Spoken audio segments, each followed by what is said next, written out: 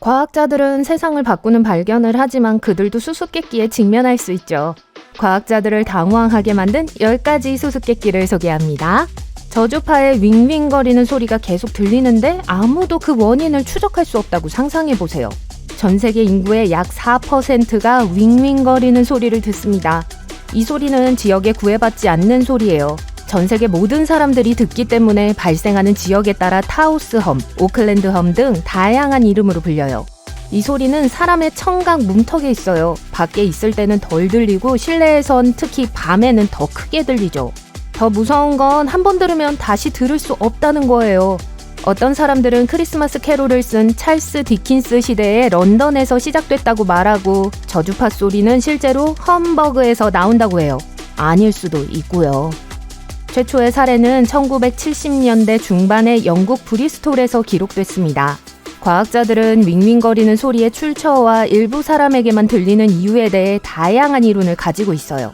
하지만 아직 명확한 답을 찾지 못했어요. 파도가 해저를 따라 움직일 때 발생할 수도 있어요. 파도가 대륙분과 충돌할 때 지구를 흔들기 때문일 수도 있고요. 화산 폭발과 지진으로 인해 발생할 수도 있어요. 잠수함이나 5G와 통신하는 데 사용되는 초저주파 무선 신호라면 어떨까요? 업스윙은 미확인 소리의 또 다른 유형입니다. 1991년 태평양에서 발견됐는데요. 이 소리는 바다 전체에서 녹음될 만큼 충분히 높아요. 과학자들은 이 소리가 수중 화산 활동과 관련이 있을 수 있다는 이론을 세웠습니다. 흥미롭게도 이 소리의 크기는 처음 발견됐을 때와 비교하면 점점 줄어들고 있어요. 하지만 여전히 감지할 수 있죠. 게다가 계절적 요인도 있어요. 봄과 가을에 가장 높은 볼륨에 도달해요.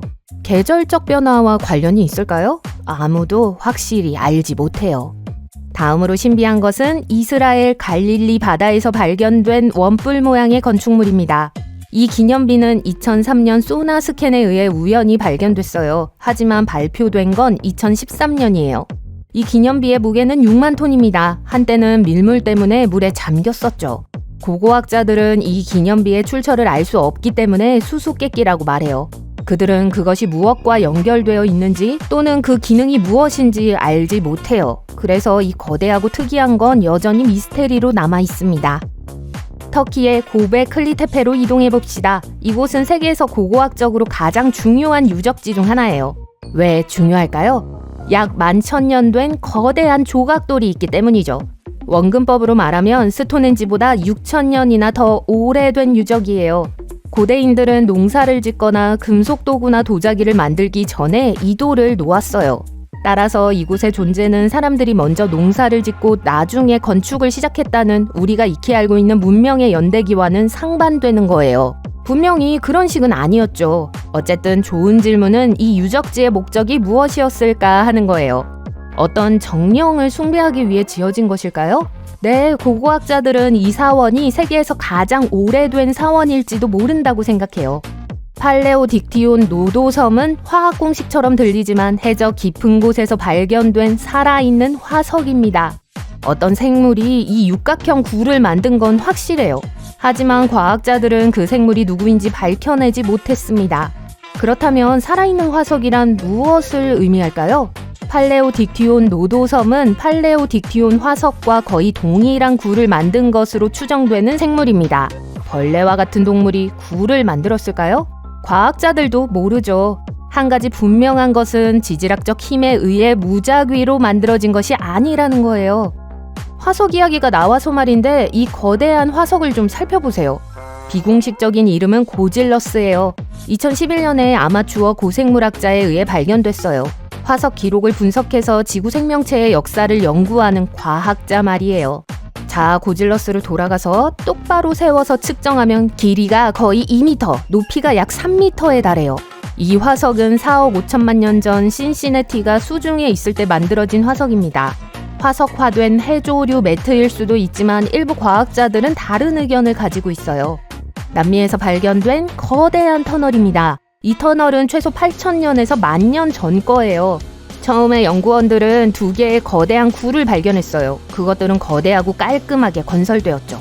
지질학자들은 이런 구조물을 본 적이 없다며 놀라움을 금치 못했습니다. 굴의 형성을 설명할 수 있는 지질학적 과정은 알려진 바가 없어요. 연구원들은 1930년대부터 굴에 대해 알고 있었어요. 하지만 그 당시에는 이 터널이 일종의 고고학적 구조물일 뿐이라고 생각했죠. 그러다 벽과 천장에서 거대한 발톱 자국을 발견했습니다. 그들은 멸종된 일부 종들이 이 흔적을 남겼을 거라고 추론했어요. 많은 지질학자들은 거대한 땅 나무늘보와 아마딜로의 굴을 발견했다고 강력하게 믿고 있습니다. 이 구조물은 아마존에서 구석기 시대의 굴로 알려진 가장 큰 굴이에요. 하지만 전문가들은 많은 의문을 가지고 있어요. 어떻게 이렇게 의도적으로 보이는 구조물이 자연적으로 형성될 수 있었을까요? 그러던 중 한 연구원이 또 다른 이상한 동굴을 발견했습니다. 이 동굴은 거대한 터널에서 수백 마일 떨어진 곳에 있었어요. 현재 브라질에서는 구석기 시대의 굴이 1,500개 이상 발견됐습니다. 더욱 흥미로운 점은 이 동굴 중 일부는 터널과 연결되어 있고 때로는 방으로 이어진다는 거예요. 자연현상에 대해 계속 설명해 볼게요. 매년 특히 10월이 되면 태국의 메콩강에 불덩이가 나타난다고 하면 어떨까요? 전설에 따르면 나가 불덩이는 부처님을 지구로 돌아오라고 하는 부름이라고 해요. 그리고 이러한 호출을 하는 존재가 강뱀이고요. 글쎄요, 그건 신화지만 과학은 그것에 대해 뭐라고 할까요? 인화성 가스와 관련이 있을까요? 아직 명확한 답은 없어요. 이 불덩어리들은 물에서 솟아오르는 것처럼 보여요. 거의 300m 높이까지 올라갈 수 있어요. 불꽃놀이처럼 빠르게 사라지죠. 일반적으로 붉은색 또는 주황색으로 빛나요. 몇 가지 전설도 소개해드릴게요. 정말 흥미진진하거든요. 잃어버린 도시 아틀란티스에 관한 전설을 언급하지 않으면 섭섭하겠죠? 아시다시피 전설에 따르면 아틀란티스는 약 11,000년 전에 바닷속으로 가라앉았다고 합니다. 그 이후로 과학자뿐만 아니라 보물 사냥꾼과 철학자들도 잃어버린 세계를 찾고 있어요. 비미니 로드도 그 흔적이 될 수 있을까요? 1968년 한 다이버가 바하마 북 비미니 섬 해안에서 이상한 돌을 발견했어요. 돌들은 사람이 만든 것처럼 보였어요. 마치 일정한 간격을 두고 질서정연하게 놓여있는 것 같았죠. 과학자들은 당황했지만 오래가지 않았습니다. 블록의 탄소 연대 측정 분석 결과 지질학적 힘에 의해 자연적으로 도로가 만들어졌다는 사실이 밝혀졌어요. 블록을 쌓았다는 것을 나타내는 도구 자국이나 흔적은 전혀 없었죠. 연구는 계속되고 있지만 과학자들은 일반적으로 침식에 의해 블록이 만들어졌다고 믿어요. 아틀란티스 시대는 아직 오지 않은 것 같네요. 해변을 걷고 있는데 문어 수십 마리가 지나가는 것을 본다고 상상해보세요. 2017년 웨일즈에서 한 무리의 사람들이 바로 이 광경을 목격했습니다.